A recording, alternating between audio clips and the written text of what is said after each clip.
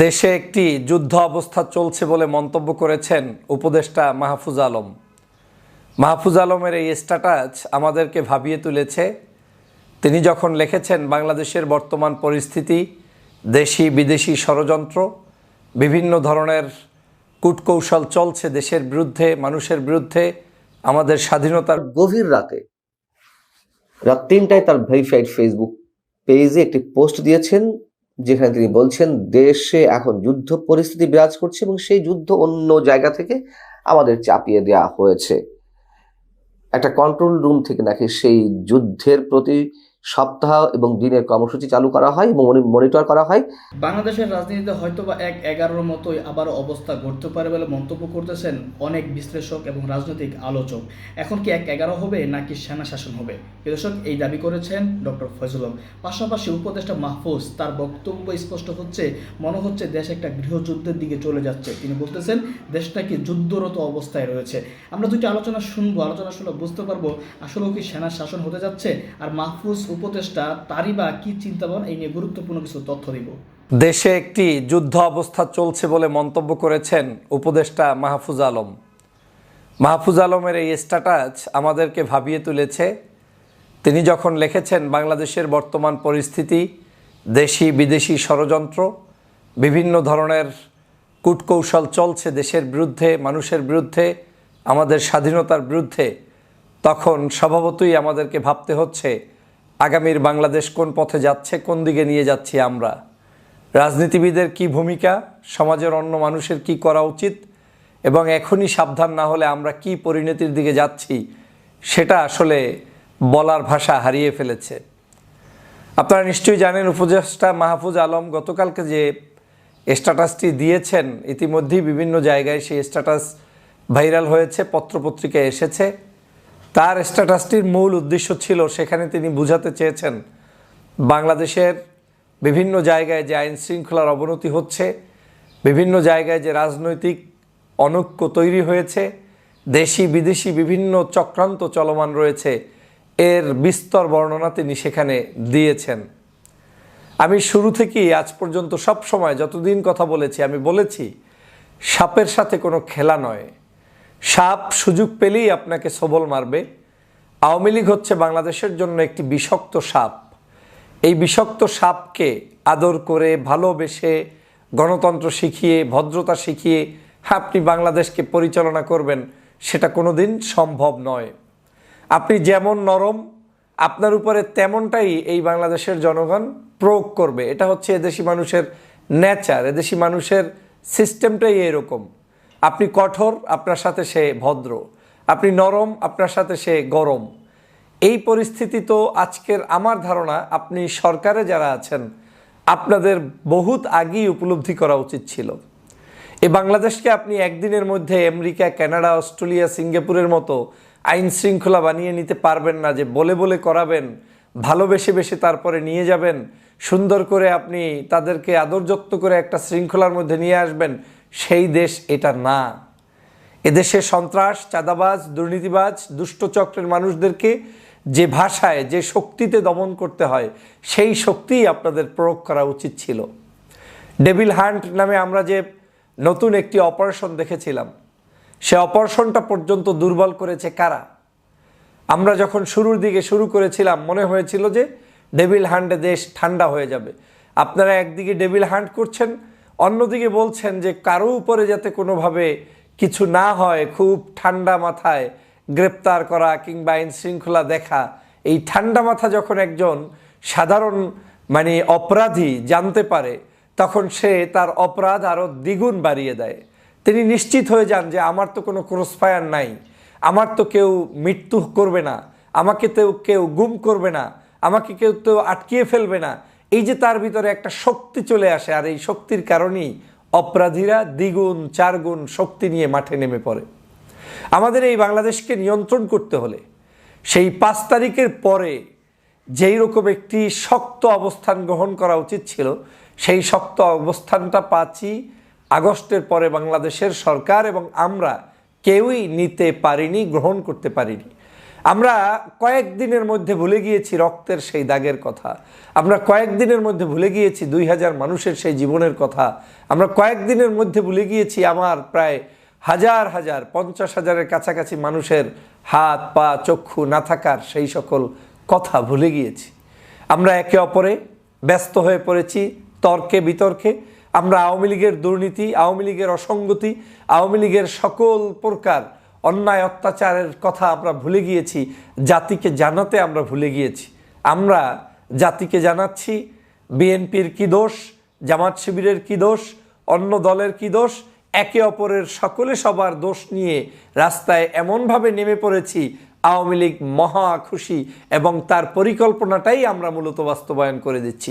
আওয়ামী লীগ এটাই চেয়েছে যে এত বড় খুন, এত বড় অন্যায়, এত বড় চুরি ডাকাতি, এই সব কিছু জাতির কাছ থেকে মুছে গিয়ে ওরা ওদেরকে নিয়ে ব্যস্ত থাকবে। সেই কর্মটি আজকের বাংলাদেশে সফলভাবে সম্পন্ন করতে পেরেছে এই আওয়ামী লীগ এবং বিদেশি সংস্থাগুলো। কিন্তু আমাদের হুঁশ ফেরেনি। এখন উপদেষ্টা বলছেন বাংলাদেশ এখন একটি যুদ্ধ অবস্থায় চলছে। এই কথার ভারত্ব, এই কথার শক্তি, এই কথার অবস্থান যদি আপনারা অনুধাবন করতে না পারেন, তাহলে বাংলাদেশের সামনের দিনগুলোতে যে কত কঠিন পরিস্থিতি হবে সেটা আমাদেরকে ভাবিয়ে তুলেছে। আমাদের দেশের আইন শৃঙ্খলা বিনষ্ট করার জন্য এই সরকার যদি আজকের কঠোরভাবে সেই 5 তারিখের পরে শুধুমাত্র আওয়ামী লীগকেই দমন করা নয়, বরং বিশৃঙ্খলা সৃষ্টিকারী যে কোনো ব্যক্তি, সে বিএনপির হোক, জামাতের হোক, অন্য দলের হোক, যে কোনো ডান বাম ছোট বড় যেই হোক না কেন, আইনের গতিতে আইন প্রয়োগ করে যদি তাদেরকে শায়েস্তা করে একদম ডাইরেক্ট, যেখানেই সন্ত্রাস, যেখানেই দুর্নীতি, যেখানেই অন্যায়, সাথে সাথে ডান্ডার বাড়ি, তাহলেই আজকের এই কঠিন পরিস্থিতি থেকে আমরা মুক্ত হতে পারতাম। কিন্তু আমার নিজের চোখের সামনে দেখছি যে কি কারণে, কিভাবে আমরা আইন শৃঙ্খলাকে অবনতির দিকে নিয়ে গিয়েছি এবং এখনও নিয়ে যাচ্ছি। আমি বারবার বলেছি, মুগুর যেখানে প্রয়োজন সেখানে মুগুরই দরকার। আওয়ামী লীগের সাথে কোনো কাগজপত্র নিয়ে লেখালেখি করে, কোনো এগ্রিমেন্ট করে শান্তি আপনি বাংলাদেশে করতে পারবেন না। এক জায়গায় করবেন, আর এক জায়গায় অশান্তি। আজকের এক জায়গায় আইন প্রয়োগ করলেন, আর এক জায়গায় ঠান্ডা আছে, সেখানে অশান্তি শুরু হয়ে যাবে। আওয়ামী লীগ যেখানে নিজের অপরাধকে নিজেরা বুঝতে পেরে জাতির সামনে বলে দিয়েছিল যে আমরা ক্ষমতা থেকে চলে গেলে 5 থেকে 10 লক্ষ লোক একদিনে মারা যাবে, তাহলে বুঝতে পারেন যে বাংলাদেশে কি পরিমাণ তাদের সেই দুর্নীতি ছিল, কি পরিমাণ অন্যায় তারা করেছে। সেই অন্যায়টা নিজেরা অনুধাবন করতে পেরে তারা বলেছে এতগুলো মানুষ মারা যাবে। তাহলে বোঝেন যে আওয়ামী লীগ কত বড় অপরাধী ছিল। সেই অপরাধ বোধ থেকে তারা এই কথা বলেছিল। কিন্তু সারা বাংলাদেশে তাদের একটা মানুষকে অন্যায়ভাবে কোনো মানুষ কোনো জায়গায় এখন পর্যন্ত হত্যার শিকার করে নাই। এটা গণতন্ত্রের বিজয়, এটা মানুষের বিজয়।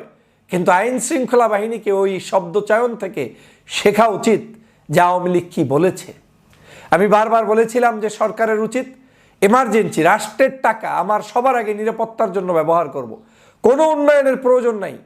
এই মুহূর্তে সবার আগে প্রয়োজন হচ্ছে আমার এই বাংলাদেশের যে বিপ্লবীরা স্বাধীন করেছে দেশ, সেই স্বাধীন বিপ্লবী চেতনার লোকগুলোকে সরকারের পুলিশে নিয়োগ দিয়ে 2 লক্ষ লোক আমি টাকা দিয়ে নিয়োগ দিব।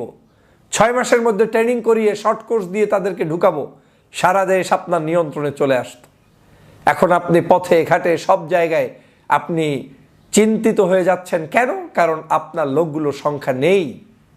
আজ সেই কঠিন পরিস্থিতি থেকে চতুর্দিকে শত্রু, রাজনীতিবিদের মধ্যে অনৈক্য, দেশের মধ্যে বিশৃঙ্খলা, বিদেশি ষড়যন্ত্র, শেখ হাসিনার ষড়যন্ত্র, পার্শ্ববর্তী দেশের ষড়যন্ত্র, এই সব কিছু একত্রে সামাল দেওয়ার পরিস্থিতি তো নেই।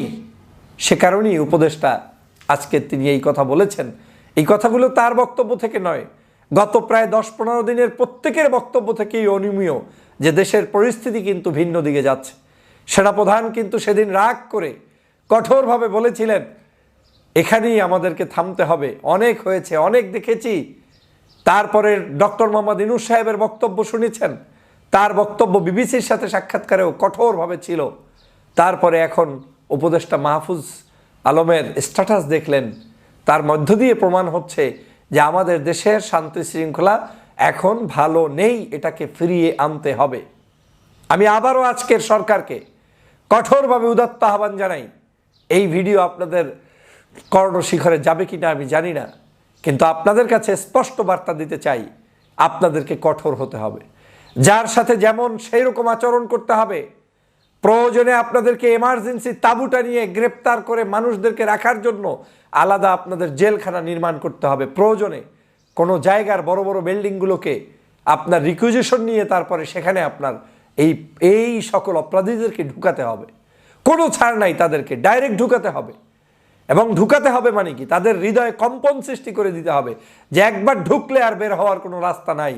একবার চুরি করলে, একবার অসঙ্গতি করলে, মানুষ মারলে সেটার জন্য যে মৃত্যুদণ্ড অপেক্ষা করছে সেটা আপনাকে বুঝিয়ে দিতে হবে। এবং সেটা আপনি বুঝাতে পারলেই হয়তো কিছুটা উন্নতি হবে বলে মনে করি। তবে এই 8 মাসে ওরা অনেক আদর যত্ন পেয়ে গিয়েছে। ওরা এখন ভাবতে শিখেছে, ওরা এখন এস্টাবলিশড হওয়ার জন্য নতুন করে রাস্তায় নেমেছে। আমি তো দেখছি যে বাংলাদেশের বিএনপি জামাত যতটা না নিরাপদ, তার চেয়ে আওয়ামী লীগের লোকেরা এদেশে এখন নিরাপদ, ঘুরে বেড়াচ্ছে চোখের সামনে। আমি চিনি, আমি জানি কি করেছে তারা। সেই মানুষগুলো চোখের সামনে ঘুরে বেড়াচ্ছে, সালাম দিচ্ছে, মেশার চেষ্টা করছে। এটা অপরাধ নয়, যে কোনো অন্যায় করবে না সেই ব্যক্তিগুলোর তাকে কোনোভাবে আমরা শাস্তি দিতে চাই না। কিন্তু খুঁজে দেখেন, গত 16 বছর এই দেশে থেকে কোনো মানুষ একটা ফেসবুক ব্যবহার করতে পারে নাই, ইউটিউব ফেসবুকে কোনো জায়গায় সঠিকভাবে বক্তব্য উপস্থাপন করতে পারে নাই বিএনপি জামাতের ছেলেমেয়েরা। আর তারা এখন প্রতিদিন কন্টেন্ট ক্রিয়েট করছে, পোস্ট করছে, সেখানে লেখালেখি করছে, আপনার যে কোনো সরকারের সিদ্ধান্তের বিরুদ্ধে গিয়ে পোস্ট করছে এই দেশে থেকে। আর আপনারা সেই মানুষগুলোকে স্বাধীনতার নামে মুক্ত করে দিয়ে আজকের এই আইন শৃঙ্খলার পরিস্থিতি যুদ্ধের অবস্থায় পৌঁছে দিয়েছেন। অতএব এখনো সময় আছে, সাবধান হতে হবে। এখনো সময় আছে, গর্জে উঠতে হবে। এখনো সময় আছে, আমাদেরকে ঐক্যবদ্ধভাবে এগিয়ে যেতে হবে। না হয় আগামীর বাংলাদেশ কঠিন থেকে কঠিনতর হবে। তখন হাহাকার করলে কোনো লাভ হবে না। এই ক্ষতির সম্মুখীন হলে বিএনপিকেও পড়তে হবে, জামাতকেও পড়তে হবে, ইসলামী আন্দোলন ডান বাম সবাইকে পড়তে হবে। কারো পিঠের চামড়া থাকবে না। অতএব ভাবুন এবং ভাবিয়ে কাজ করুন। এ বাংলাদেশকে এখন ঐক্যবদ্ধভাবে শেখ হাসিনা ফ্যাসিবাদের বিরুদ্ধে আপনাদের সবার আবারও ঐক্যবদ্ধ হওয়ার সময় এসেছে। দ্রুত এই কাজগুলো করুন, দ্রুত ঐক্যবদ্ধ হন, দ্রুত আইন শৃঙ্খলা পরিস্থিতি নিয়ন্ত্রণে আনুন এবং দ্রুত দেশবাসীকে নিয়ে আগামীর বাংলাদেশ বিনির্মাণের জন্য এগিয়ে আসুন। আপনারা ব্যস্ত, কে কার ক্ষতি করবেন, এই ক্ষতি করে কোনো লাভ নেই। এই সরকার আমাদের, এই সরকারকে টিকিয়ে রাখতে হবে আমাদের। এই সরকারকে আমরা প্রতিষ্ঠিত করেছি একটি বিপ্লবের মধ্য দিয়ে। অতএব এই সরকারের ভুল ত্রুটি যাই থাকবে, তারপরেও সরকার আমাদেরই সরকার। আসুন আমাদের সরকারকে আমাদের মতো করে পরিচালনা করার জন্য আমরা তাদেরকে পরামর্শ দেই, বুদ্ধি দেই। আর সরকারকেও অনুরোধ করব, আসুন রাজনীতিবিদদের সাথে পরামর্শ করুন, সকল দলমতের মানুষ, শ্রেণী পেশার মানুষদের সাথে ঐক্যবদ্ধ হন এবং ঐক্যবদ্ধ হয়েই এই দেশকে আপনারা গঠন করুন। না হয় পরিস্থিতি ভিন্ন দিকে যাচ্ছে, সেই দিকে গেলে কেউ কিন্তু রেহাই পাবেন না, পাবেন না, পাবেন না। প্রিয় সহযোদ্ধা ভাইরা, আমি এটা অনুমান করতে বহু আগেই পেরেছিলাম যে এরকম একটা কিছুই ঘটবে এবং এর চেয়েও ভয়ানক কিছু ঘটার অপেক্ষায় আপনি যদি আইন শৃঙ্খলা নিয়ন্ত্রণে না আনেন, তখন আপনি বললেও হবে না। পরিস্থিতি যদি এমন হয় সামরিক শাসন আসতে হবে, তখন আপনি বললেও লাভ নেই, আসতে পারবে। পরিস্থিতি যদি এমন হয় ভিন্ন কিছু আসতে পারবে, আসবে, কিছু করার নেই। তখন এখন যারা শান্তির বাণী ছড়িয়ে দিচ্ছেন, আপনাদেরকেই তারা জেলের মধ্যে নিক্ষিপ্ত করবে। অতএব আসসালামু আলাইকুম। সরকারের অন্যতম খুবই প্রভাবশালী উপদেষ্টা, অনেকে তাকে উজিরে খামোখা বলেন, সেই মাহফুজ আলম আবারও যুদ্ধের কথা উচ্চারণ করলেন। কেন তিনি বারবার এরকম যুদ্ধের কথা বলছেন? কি এমন বিশেষ পরিকল্পনা নিয়ে তারা এগোচ্ছে? তিনি মঙ্গলবার গভীর রাতে রাত 3টায় তার ভেরিফাইড ফেসবুক পেজে একটি পোস্ট দিয়েছেন, যেখানে তিনি বলছেন দেশে এখন যুদ্ধ পরিস্থিতি বিরাজ করছে এবং সেই যুদ্ধ অন্য জায়গা থেকে আমাদের চাপিয়ে দেওয়া হয়েছে। একটা কন্ট্রোল রুম থেকে নাকি সেই যুদ্ধের প্রতি সপ্তাহ এবং দিনের কর্মসূচি চালু করা হয় এবং মনিটর করা হয়। আমাদের সেই যুদ্ধের বিরুদ্ধে ঐক্যবদ্ধ হয়ে প্রতিরোধ করতে হবে, এমন যুদ্ধের কথা তিনি অনেকবার বলেছেন, আহ্বান জানিয়েছেন, গৃহযুদ্ধের জন্য প্রস্তুতি নিতে বলেছেন, একাধিকবার বলেছেন। এবং প্রশ্ন তো অনেক জায়গা থেকে এর মধ্যে উঠেছে, মন্ত্রী পদমর্যাদার উপদেষ্টার চেয়ারে বসে একজন ব্যক্তি কিভাবে তিনি কথায় কথায় গৃহযুদ্ধের কথা কিংবা যুদ্ধের কথা উচ্চারণ করেন? কেন তিনি আতঙ্কগুলো ছড়িয়ে দিচ্ছেন? কিসের ভিত্তিতে কারা প্লট নির্মাণ করছেন? এবং সবচেয়ে বড় বিষয় হচ্ছে, বারবার সেনাবাহিনীকে বিতর্কের মুখে ফেলা হচ্ছে খুব কৌশলে। আমি এই কথাগুলো উচ্চারণ করতে চাইনি, এর আগে আপনাদেরকে আমি আকারে ইঙ্গিতে বুঝিয়ে দিয়েছি সরকারের দায়িত্বশীল কোনো ব্যক্তি সেনাবাহিনীকে উদ্দেশ্য করে বিতর্কিত মন্তব্য করছেন।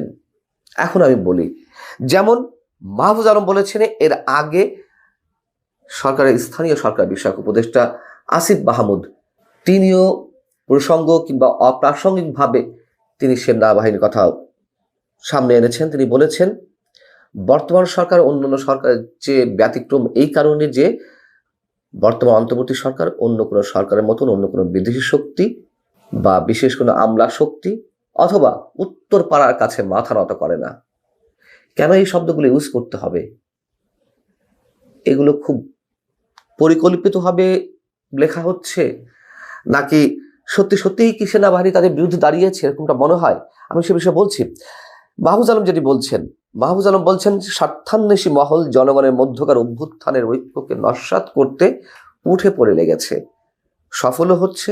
সেনাবাহিনী, রাজনৈতিক দল ও অভ্যুত্থানের বিভিন্ন শক্তিকে মুখোমুখি না করায় আমাদের জন্য আখেরে ভালো হবে। আচ্ছা, আমি যদি ধরে নিই সরাসরি যে ভারত বাংলাদেশের সেনাবাহিনীকে সরকারের বিরুদ্ধে মুখোমুখি করছে, ভারত চাইতেই পারে যদি ভারত আমাদের শত্রু রাষ্ট্র হয়ে থাকে, কিন্তু সেনাবাহিনীর ভূমিকা সম্পর্কে আমরা জানি না। এবং বিশেষ করে গত 25শে ফেব্রুয়ারি আমাদের সেনাপ্রধান জেনারেল ওয়াকারুজ্জামান যে বক্তব্য দিলেন, সেটা নিয়ে তো নানান ধরনের আলোচনা হচ্ছে, বিতর্ক জমে উঠেছে। কিন্তু সেদিনে তার এই বক্তব্যটিকে তো সাধারণ মানুষ সর্বান্তকরণে তারা ওয়েলকাম জানিয়েছেন। তিনি যে উল্লেখ করলেন যে রাজনৈতিক দলগুলো নিজেদের মধ্যে কাদা ছোড়াছুড়ি হানাহানি বন্ধ না করলে দেশের স্বাধীনতা সার্বভৌমত্ব বিপন্ন হতে পারে, আমি সতর্ক করে দিচ্ছি। তার প্রত্যেকটি শব্দের, প্রত্যেকটি বাক্যের কোনোটি কি অপ্রাসঙ্গিক ছিল? বরঞ্চ সেই দিকে আরো কোনো বিশেষ শক্তি আমাদেরকে নিয়ে যাচ্ছে, যেখানে স্বাধীনতা সার্বভৌমত্ব বিপন্ন হতে পারে। মাহফুজ আলম তার ফেসবুক পোস্টে বলেছেন যে নারীর প্রতি সহিংসতা রোধে এবং নিষিদ্ধ ঘোষিত সংগঠনের কার্যক্রমের বিরুদ্ধে অভিযান শুরু হয়েছে, আটক অভিযান প্রক্রিয়াধীন রয়েছে বা চলছে। কোনোটিতে মানুষ এখন আস্থা রাখতে পারছে না। এবং নিষিদ্ধ ঘোষিত সংগঠনের যে কথা বলা হচ্ছে, কাদের আশকারায়, কাদের ছাড় দেওয়ার মাধ্যমে মৌলবাদী শক্তি মাথাচাড়া দিয়ে উঠেছে সে কথাও তো আমরা জানি। এর আগে অসংখ্যবার বলা হয়েছে। সরকার দেখেও না দেখা ভাব করছে। আইএস এর পতাকা নিয়ে মিছিল করা, যেখানে সেখানে উড়ানো, এটা তো নতুন কিছু নয়। কেন চুপ ছিল? এবং এখন যা করছে সেগুলো কথার কথা, শো অফ, স্পষ্ট করে বলতে চাই।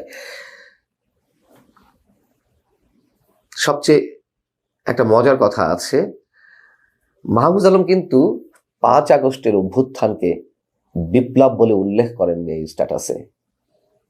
তিনি বলেছেন গণ অভ্যুত্থান। 5 আগস্টের গণ অভ্যুত্থানের বিরুদ্ধে শক্তি একটি ছদ্ম যুদ্ধ চালাচ্ছে। জানি না তিনি কোন জায়গা থেকে এই শব্দটি লিখেছেন, তাও ভালো যে এখন গণ অভ্যুত্থান বলা হচ্ছে। তিনি লিখছেন যে সরকার জঙ্গিবাদ এবং সন্ত্রাসের বিরুদ্ধে জিরো টলারেন্স দেখাবে, দ্রব্যমূল্য নিয়ন্ত্রণ, সন্ত্রাসীদের দ্রুততার সঙ্গে বিচার এবং প্রতিষ্ঠানসমূহকে শক্তিশালী করা, এসব ইস্যুতে সরকার সক্রিয় ও সফল। এর চেয়ে মজার কথা সম্ভবত আর নেই। সরকার সক্রিয় এবং সফল, দ্রব্যমূল্য পরিস্থিতি নিয়ন্ত্রণে, সন্ত্রাসীদের গ্রেফতার, বিচার এবং জঙ্গিবাদের বিরুদ্ধে জিরো টলারেন্স।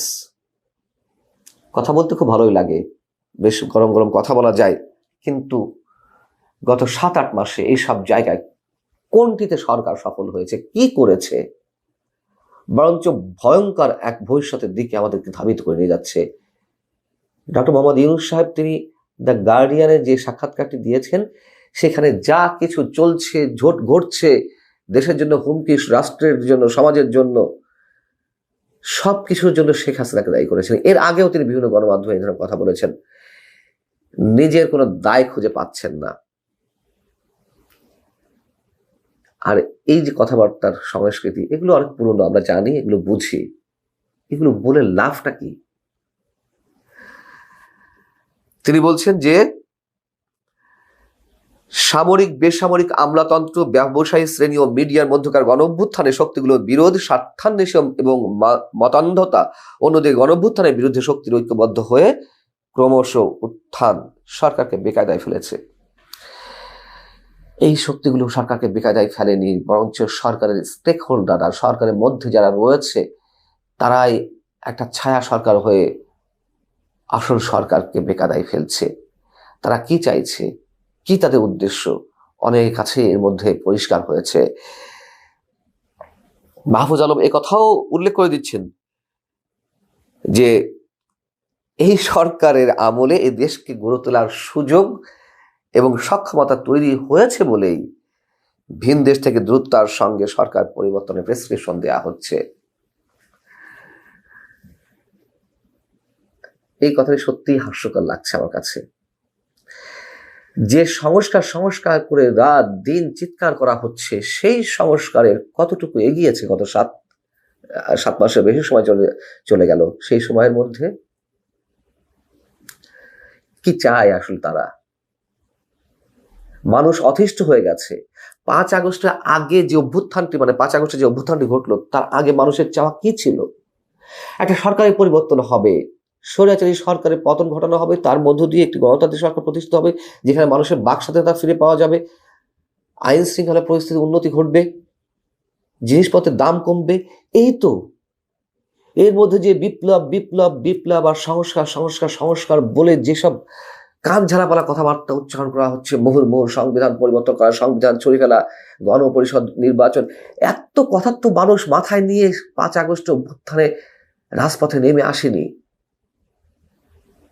এবং সত্যি বলি, যেই ছাত্র নেতারা সামনে ছিলেন, সামনের কাতারে, তাদের জন্য মাঝে মধ্যে সত্যি কষ্ট হয়।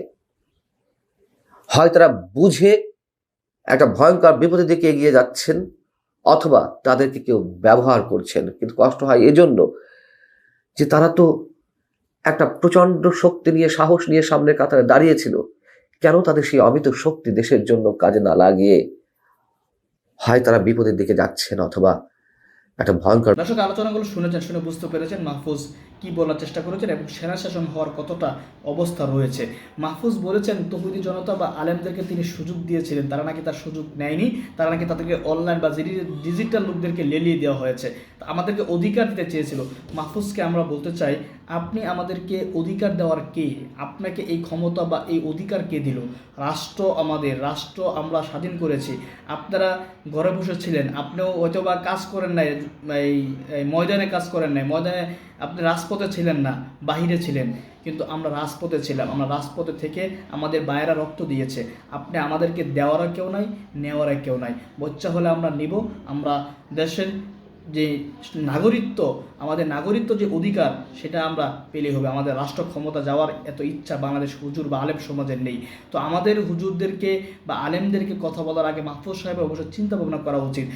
বিষয়টা, প্রত্যেকটা বিষয় নিয়েই মাহফুজ আলম কিন্তু বাংলাদেশের হুজুরদের বিরুদ্ধে বা উলামায়ে কেরামের বিরুদ্ধে বক্তব্য দিচ্ছেন। যে বক্তব্যগুলো মনে হয় তার এগুলো তার তুলে নেওয়া উচিত, বা তিনি মাপ চাওয়া উচিত আলেমদের কাছে যে আমি এই সমস্ত বক্তব্যগুলো দিচ্ছি। বাংলাদেশের আলেম সমাজও তার এই বক্তব্যগুলোর বিরুদ্ধে অতটা তারা প্রতিক্রিয়া দিচ্ছে না যতটা প্রতিক্রিয়া দেওয়া দরকার, যার কারণে মাহফুজ এতটা উন্মাদ হয়ে কথা বলতে পারতেছে।